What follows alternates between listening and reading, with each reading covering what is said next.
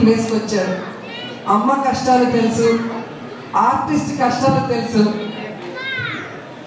ఈరోజు సినిమా ఇండస్ట్రీలో ఏ సపోర్ట్ లేకుండా ఒక హీరో స్థాయికి రావాలి అంటే ఎంత కష్టమో ఇక్కడ ఉన్న ప్రతి ఒక్కరికి కూడా తెలుసు.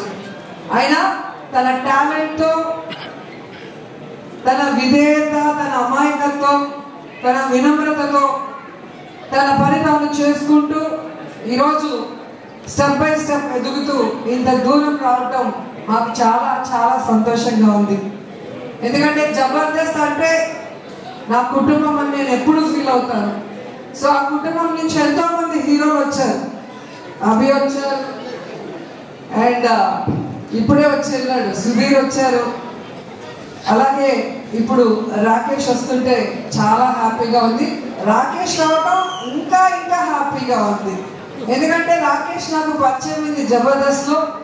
అప్పటి నుంచి అమ్మ అమ్మ అమ్మ అంటూ నా చుట్టూ తిరుగుతుంటాడు చిన్నపిల్లాడిలాగా. సో నా బిడ్డ రాకేష్ సినిమా సూపర్ హిట్ కావాలి అని ఇంత దూరం ఒక తల్లి మనసుతో వచ్చి ఆశీర్వదించాలని రావడం జరిగింది. నా పుట్టినరోజుకి ఎప్పుడు రాకేష్ నాగిరికి వచ్చేవారు. ఈ ప్రీ రిలీజ్ ఈవెంట్తో ఇక్కడ బిజీగా ఉండటం వల్ల నేనే అక్కడి నుంచి ఇక్కడికి రావడం జరిగింది. నిజంగా తెలంగాణ బ్రాండ్, తెలంగాణను సార్థకత చేసిన కేసీఆర్ అంటే మా రాకేష్కి చాలా ఇష్టం.